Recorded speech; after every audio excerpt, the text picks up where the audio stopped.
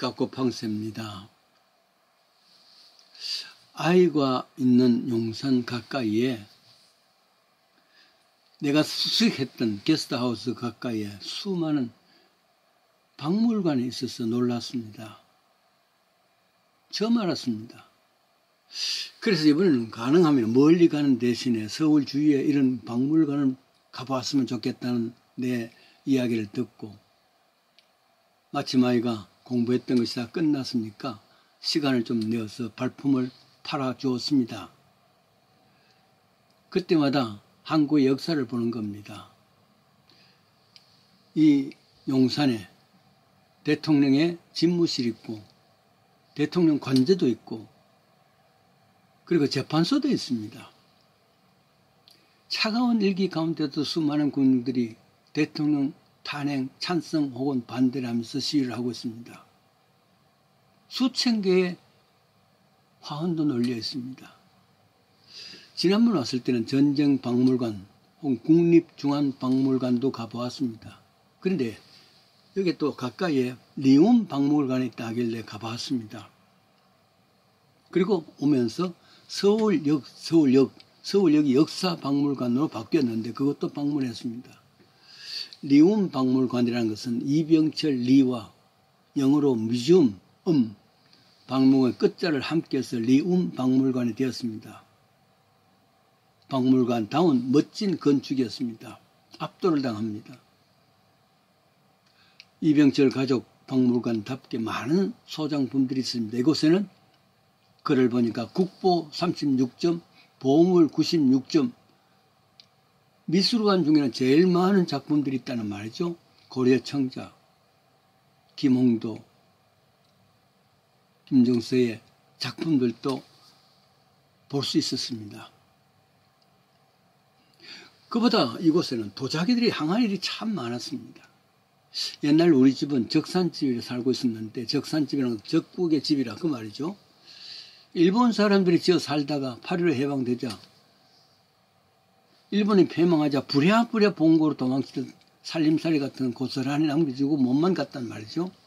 그래서 거기에 자기들이 쓰던 도구며 여러 가지 남아 있습니다. 더구나 우리 집 적산집에는 뒷뜰에는 큰 창고가 있는데 많은 도구들이 있었고 또 도자기가 참 많았습니다. 그때 그 항아리, 도자기 항아리에 대한 귀중성은 전혀 모르죠. 그래서 형이 아버지 몰래 항아리 하나를 엿장수와 바꿔 먹다가 혼난 기억이 납니다. 나중 그 항아리를 어디로 간지 모릅니다. 다만 그 시절 엿장수들이 동네를 다니면서 이런저런 그릇들이 있으면 엿과 바꿔주고 그 항아리들을 그때 삼성 상회가 있던 그곳에 가서 10배나 주고 팔고 있었다는 소문도 있었습니다. 아니 나중에는 아예 삼성 물산에서 많은 엿장수들을 거느리고 동네마다 시골마다 가서 이런 도자기를 사게 구입했다는 그래서 삼성가의 박물관을 만들었다 이런 얘기가 있었습니다. 그래서 리움 박물관에서 그 항아리들을 보면서 혹시 저 중에서 우리 집에 있던 것 없을까 생각을 해보았습니다. 일찍 문화재에 대한 안목이 있었다는 이병철 사장의 해안이 참 굉장하지요. 그래서 일찍부터 고미술품에 대한 식견이 있던 이병철 회장은 1970년대는 며느리 홍라혜 씨에게 돈을 아낌없이 주면서 골동북 인사동에 가서 골동북을 구입하라고 돈은 아끼지 않게 줬다 그럽니다. 그래서 많은 골동품과 보물들이 그때 사 모았다 이런 이야기도 있습니다. 이 때문에 며느리 홍라혜 씨는 문화재 고품 물품에 대해서 미술적인 안목을 가져서 처음 박물관 했을 때 박물관장이 했었죠.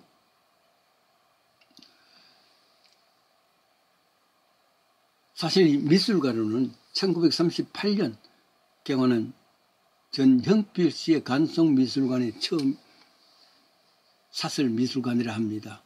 나중에 문화유산을 잘 수집했던 윤창섭 씨가 강남 대치동에 또 1988년에 오픈했다 그러죠. 그래서 이병철 씨의 그 미술관이 3대 미술관이라 그렇게 이야기한답니다.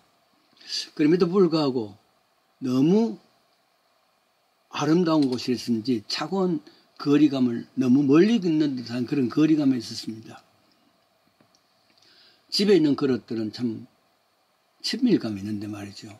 저렇게 유리상자에 가두어 있으니까 우리와는 너무 먼 차갑게 다가오는 것이었습니다. 그리고 리움박물관을 본 이후에 서울역에 옛날 서울역이죠. 역에 들렸습니다. 지금은 역청사가 아니라 그래서 미술관으로 됐단 말이죠.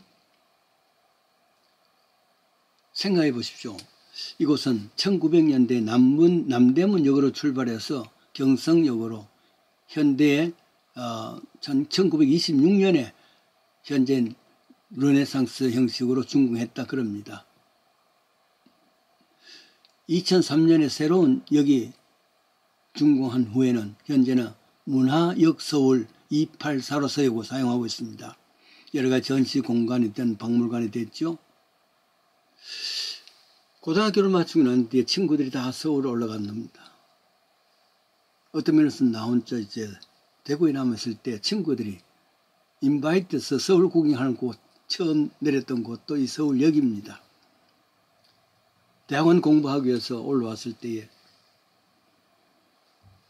그때 사귀던 지금의 와이프가 처음 서울 올 때에 마중했던 곳도 이곳입니다.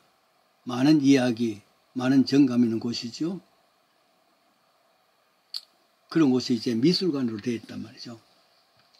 저녁에는 중국 식당을 갔습니다. 그 식당에 가서 느낀 것입니다. 미술관에서 저 큰 도자기가 나하고는 상관없는 너무 멀리 있다는 그런 생각을 하면서 중국 음식점을 먹는 그 음식점이 비슷했습니다. 낯설었습니다. 미국서 우리가 영 어울리지 않는 낯설은 음식점이라고 말이죠. 백모씨의 프랜차이즈라 그러는데 보통 들어가면은 주인이 어서 오십시오. 무엇을 오달할까요? 무엇을 주문할까요? 이건 이렇고 저건 저렇고 얼마나 자세하게 설명도까지 해주지 않습니까? 정겨운 장소입니다. 그러니까 식당은 이런 정겨운 면이 있어야 되는데 백모 씨가 하는 프랜차이즈 식당에 들어가니까 맞아주는 사람 아무도 없습니다. 맞아주는 사람 큰 스크린이 있는데 거기서 여러 가지 음식을 보여주면서 원하는 대로 턱턱턱턱 주문하는 겁니다. 그럼 돈이 얼마 나오면 내가 거기서 돈을 주고 그리고 내가 원하는 장소 앉아 있으면은 띵동 소리가 나고 가서 음식을 갖고 와서 먹고 대부분의 그릇을 또 가서 치워줍니다. 음식점이라는 것은 주인과 손님과 대화를 통해서 정겨운 아름다운 관계인데 전혀 없어 낯설었습니다. 마치 저 박물관에서 걸었을 때 하듯이 항아리 때 하듯이 비록 그것이 보물이라 할지라도 국보를 할지라도 너무 멀리 있는 것 전혀 나오는 상관이 없는 그런 관계듯이 음식점도 그렇게 되어버렸어. 쓸쓸했습니다. 문화재가 아무리 귀하다 할지라도 인간관계 이상 가까운 게 없지요. 아무리 음식점이 맛있다 할지라도 거기에 주인과 손님과의 인간관계 없으면 그것은 저 박물관에서 멀리서 항아리를 보는 것, 국보를 보는 것 이상 아니라는 것을 생각하면서 중요한 것은 더 가까운 인간관계라 하는 것을 생각해 보았습니다.